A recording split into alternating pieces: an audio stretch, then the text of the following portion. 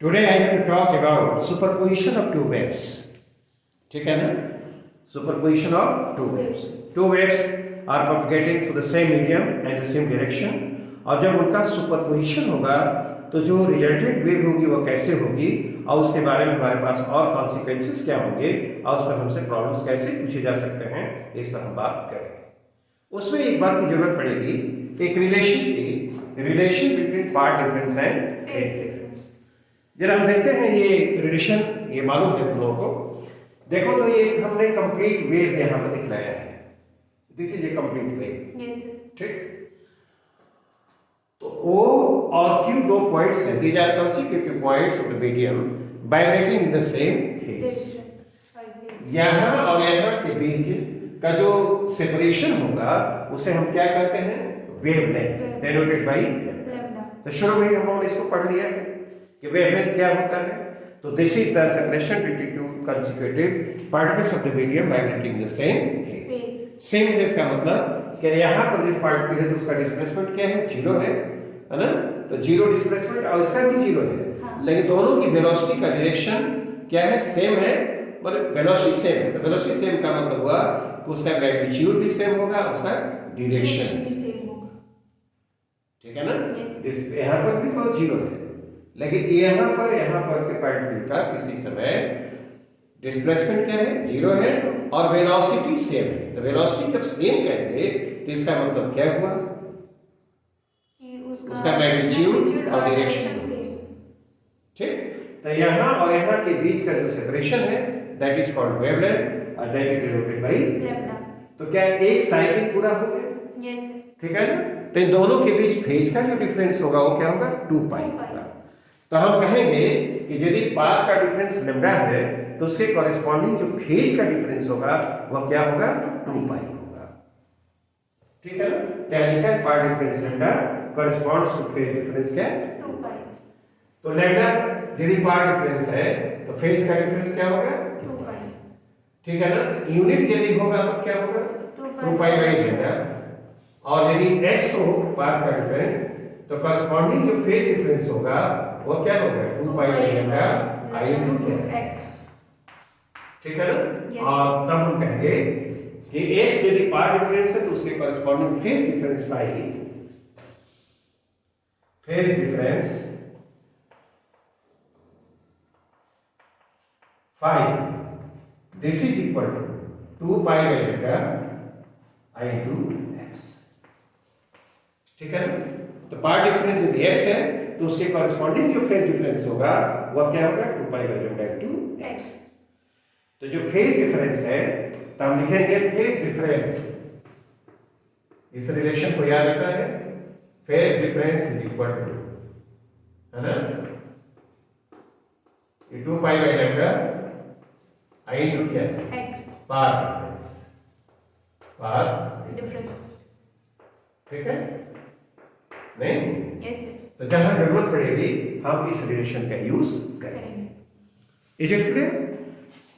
Phase difference phi is equal to 2 pi by lambda into x। तो x क्या है? Path difference है और उसके कॉरेस्पॉन्डिंग फेज डिफरेंस क्या है? फाई है। तो फाई और x के बीच का जो रिलेशन होगा तो phi is equal to 2 pi by lambda into x। x है पाथ डिफरेंस और उसके कॉरेस्पॉन्डिंग फेज डिफरेंस क्या है? फाई है। तो ये क्या कैसे हुआ? क्या ये क्लियर है? ठीक है, यह जहां आएगा हम यूज करेंगे। Now let us consider the next point. Now let us consider the superposition of two waves. हम लोग टू वेव्स के बारे में यहाँ पर बात कर रहे हैं, उनका सुपरपोजिशन। तो ये वेव्स कैसी हैं? There are two progressive waves. Progressive waves हम लोग जानते हैं, if the medium is infinitely extended and there is no dissipation of energy, the wave will propagate to infinity, ठीक है ना? कैसा हो? मीडियम इनफाइनाइटली एक्सटेंडेड हो और there is no dissipation of energy anyhow, तो जो वेव होगी उसका प्रोपेगेशन कहाँ तक होगा? इन्फिनिटी तक होगा। और इस तरह के वेव को हम लोग क्या कहते हैं? प्रोग्रेसिव वेव्स, ठीक। तो दो two waves are they are propagating through the same medium. तो जब सेम मीडियम से प्रोपेगेट कर रहे हैं तो उनकी वेलोसिटी क्या होगी? सेम होगी, because the velocity of the wave depends upon the properties of the medium. तो जब मीडियम सेम है तो दोनों वेव के लिए जो वेलोसिटी होगी वो सेम होगी। दोनों वेव्स के लिए फ्रीक्वेंसी सेम है। जब फ्रीक्वेंसी सेम है और वेलोसिटी सेम है तो of course they will have equal wave length. लेकिन दोनों वेव्स के लिए एम्पलीट्यूड डिफरेंट। तो एम्पलीट्यूड डिफरेंट है, फ्रीक्वेंसी सेम है, वेवलेंथ भी सेम होगा और उनकी वेलोसिटी भी सेम। ठीक है ना? तो वेलोसिटी सेम है क्यों? कि they are propagating in the same medium, और सेम मीडियम में और वेलोसिटी डिपेंड किस पर करती है? तो मीडियम की प्रॉपर्टी पर। तो मीडियम जब सेम है तो वेलोसिटी भी सेम। तो वेलोसिटी सेम है, फ्रीक्वेंसी सेम है, तो of course they will have equal wave. Yes they are propagating in the same direction. यहाँ पर हम दोनों वेव्स के लिए ले रहे हैं, they are propagating in the positive X direction. तो पहले वेव के लिए displacement y1 = a1 sin kx - omega t। ठीक है ना? एम्पलीट्यूड क्या है? a1 है और k क्या है? Wave number 2π/λ, omega angular frequency 2π/T। ठीक? यस। अब देखो सेकंड वेव के लिए जो डिस्प्लेसमेंट है y2 that is given by a2 sin kx - omega t plus 5। तो दोनों के लिए फ्रीक्वेंसी सेम, वेवलेंथ सेम, ठीक, और वेलोसिटी सेम हो गए ही, और एम्पलीट्यूड्स क्या है? डिफरेंट है, और फेज का डिफरेंस क्या है? 5। तो जब दोनों का सुपरपोजिशन होता है तो सुपरपोजिशन के बाद रिजल्टेंट जो डिस्प्लेसमेंट होगा वह that is equal to y1 plus y2। तो after superposition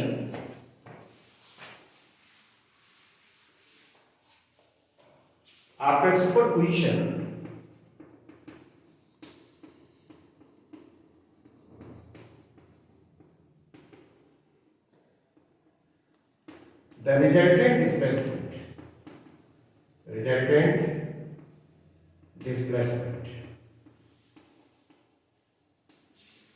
y is equal to y1 plus y2। ठीक है? तो यहां पर हम लिख सकते हैं y1 के लिए लिखा जाए a sin kx - omega t और plus a sin kx - omega t plus क्या? तो रिजल्टेंट वेव कैसी होगी जरा उसके बारे में देखते हैं।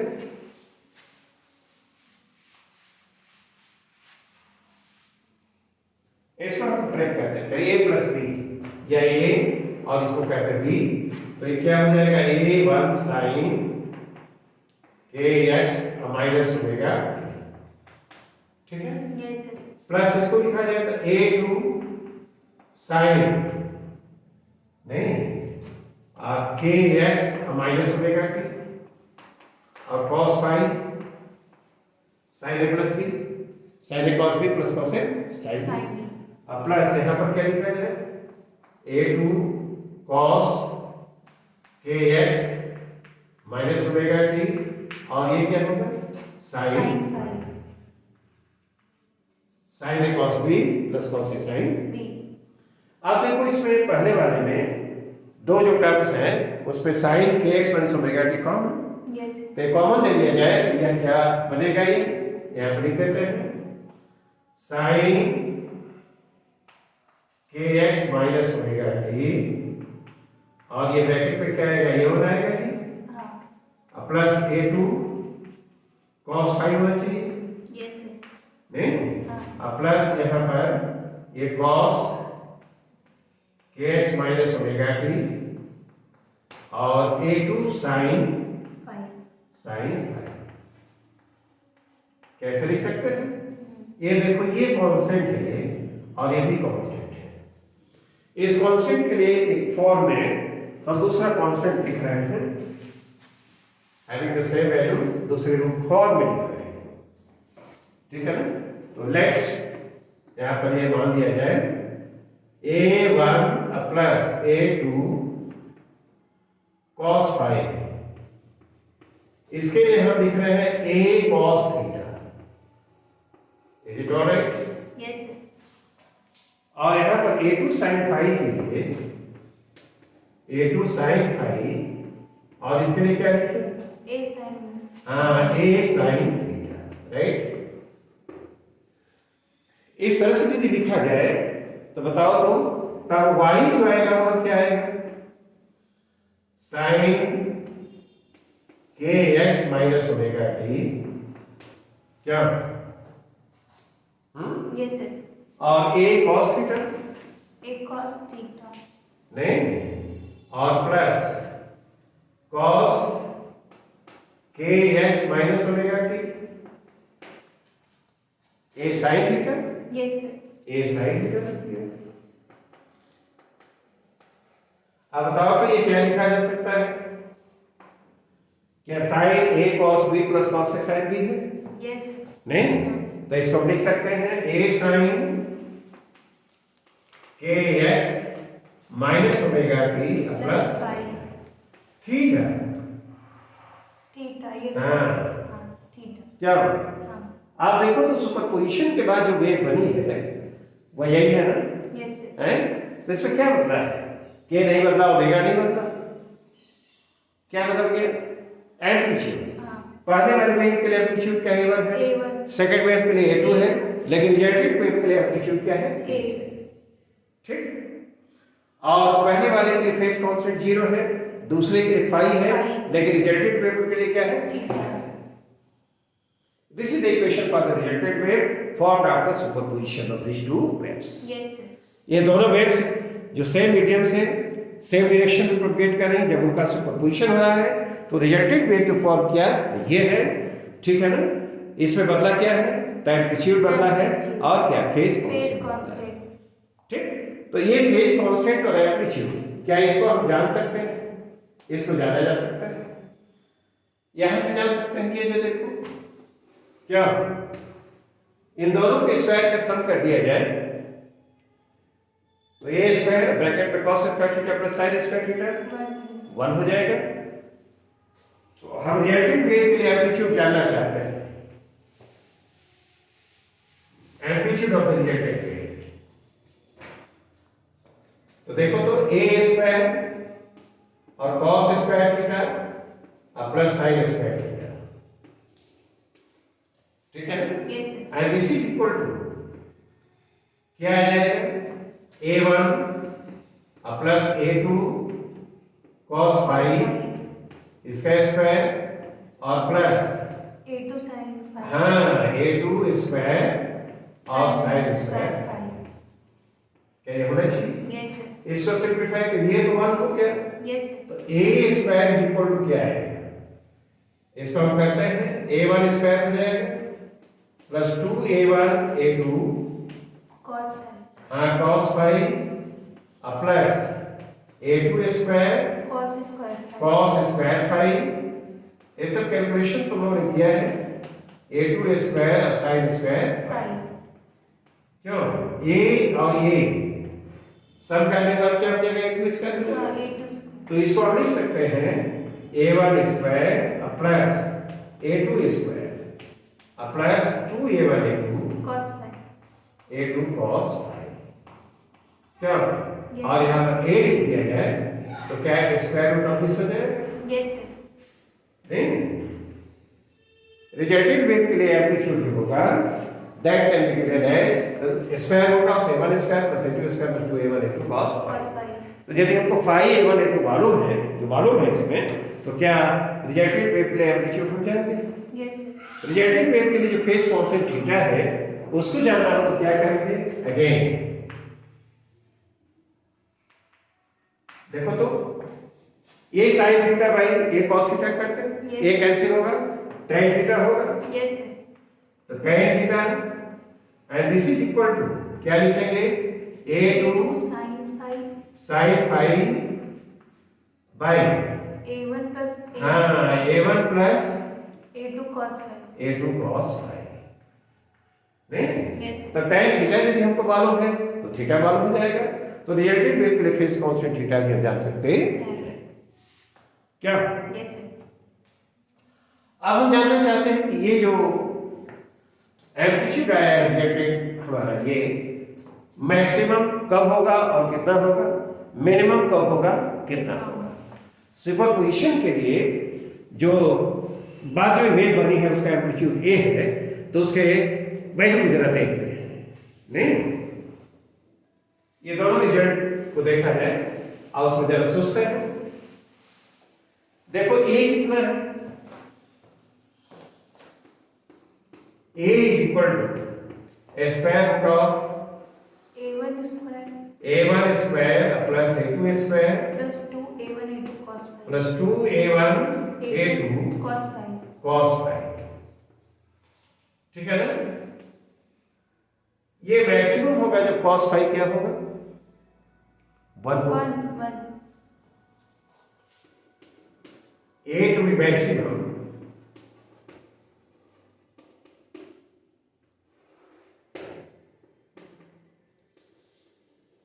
cos phi को क्या होना चाहिए? 1 1 होना चाहिए नहीं? हाँ तो ऐसा होगा तो ये जो होगा क्या यहाँ पर 1 रखेंगे तो A1 प्लस A2 हो जाएगा। यस ये मैक्सिमम है।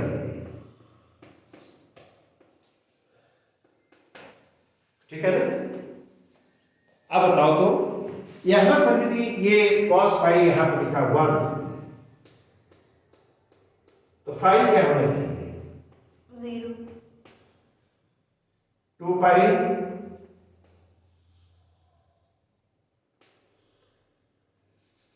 n लिखते हैं तो हाँ 2 pi n हाँ 5 n का वैल्यू 0 1 2 3 हाँ 5 n is equal to 0 1 और 2 क्या है 3 ऐसे होना चाहिए। यस सर phi का वैल्यू यदि 2 pi n हो जहां पर n जो है 0 1 2 3 हो तो चलिए 0 हो जाएगा तो आएगा 1 2 pi आएगा तो 1 ऐसा है ना? तो देखो फेज का वैल्यू जो है फेज कौन सा इतना हो तो इतना हो जाएगा। कॉरस्पॉन्डिंग पार्ट डिफरेंस हम लोग लिखना चाहे तो क्या लिखेंगे? कॉरस्पॉन्डिंग पार्ट डिफरेंस दोनों वेव्स के बीच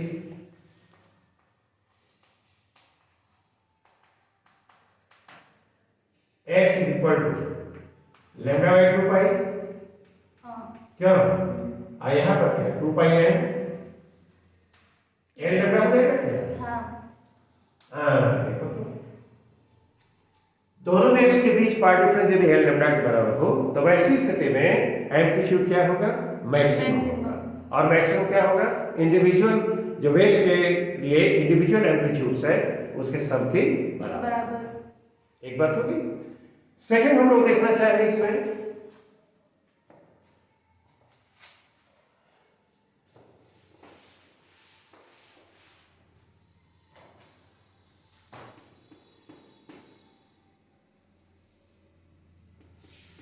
A to be minimum इसके लिए क्या होना चाहिए? cos phi को क्या लिखे हम लोग? -1 क्यों? तो A जो आएगा वह क्या आएगा?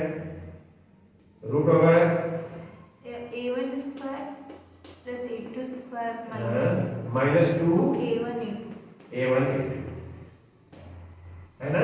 यस तो A जो आएगा A का मिनिमम जो आना चाहिए वह क्या A1 A2 होगा। हाँ A1 A2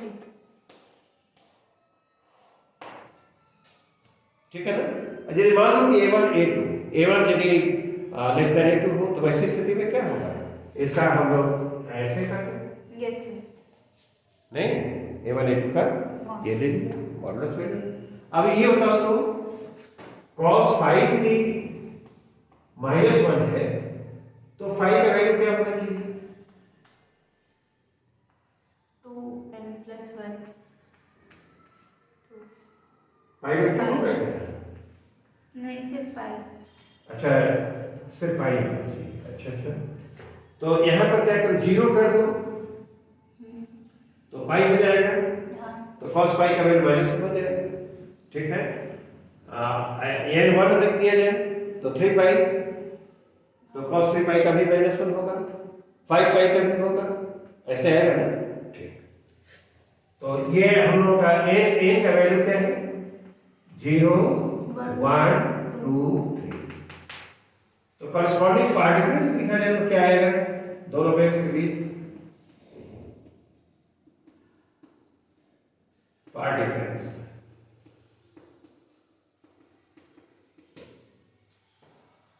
ठीक है ना? फाइव तो हमने देख लिया उसके कॉरस्पॉन्डिंग यदि पार्ट डिफरेंस जानना हो तो लैम्डा इक्वल टू क्या लिखेंगे? 2 pi by lambda x is equal to 2 pi by हाँ x is equal to 2 pi by lambda into five 2n+1 2n+1 और ये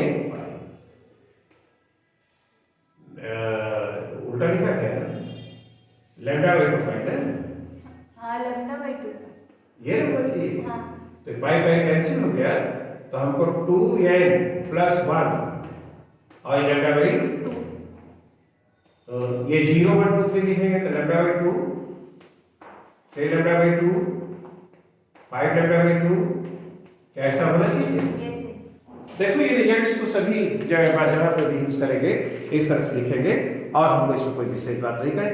इंटेंसिटी के बारे में बात करते हैं तभी इसकी बात हम नहीं करेंगे, है ना। जब साउंड हम लोग पढ़ेंगे तब उसमें देखेंगे कि इंटेंसिटी क्या होता है। जनरल के लिए हम लोगों ने यहाँ पर ये स्ट्रिंग पथ के लिए जो मैंने लिखा है वो है कि मैक्सिमम एम्पलीट्यूड क्या होगा और मिनिमम एम्पलीट्यूड क्या होगा। तो मैक्सिमम एम्पलीट्यूड कब होगा? जब फाई का वैल्यू क्या होगा? 2 पाई n होगा। और मिनिमम क्या होगा? जब ये यहाँ पर 2n+1 इंटू पाई। और पाथ का डिफरेंस जो होना चाहिए इतना होना चाहिए, जहाँ जरूरत पड़ेगी यूज करेंगे, और ये मिनिमम के लिए ठीक, ये रिजल्ट हमको याद होना चाहिए। अब जरा इस पर एक सिंपल से एप्लीकेशन की बात करते हैं। Is it alright? Now let us consider this problem, ठीक है ना। पहले में के लिए इक्वेशन दिया हुआ y1 = 2a sin 0.3x -100t। Second के लिए दिया है y2 = 2√2 sin 0.3x -100t + π/4। बताओ तो a1 क्या दिया हुआ है? 2a दिया हुआ है। a2 क्या दिया है? 2√2a दिया है नहीं। और ये बताओ ये 5 कितना दिया हुआ है? π/4 दिया है।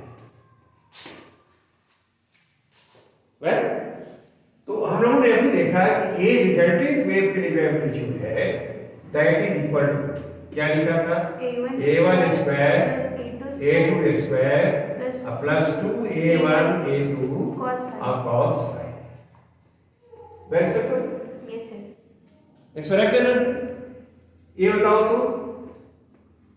हम इसमें वैल्यूज को रखें, a1 के लिए क्या 2a है तो 4a स्क्वायर हो गया प्लस a2 क्या 8a स्क्वायर हो जाएगा क्या?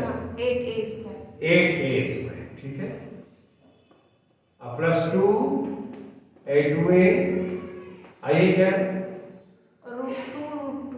√2 a है। अब यहाँ पर cos phi तो 1/√2 हो जाएगा। 1/√2 हो जाएगा। क्या cos phi, ये cos π/4, तो ये क्या होगा? 1/√2। क्या ये लिख सकते हैं? हाँ। ये लिखने के बाद ये √2 और √2 तो कैंसिल हो जाएगा ना। अब बताओ तो ये जो आएगा ये कितना हो गया? ये 12a square plus 4 8a square 8a square. Yes हाँ 8a स्क्वायर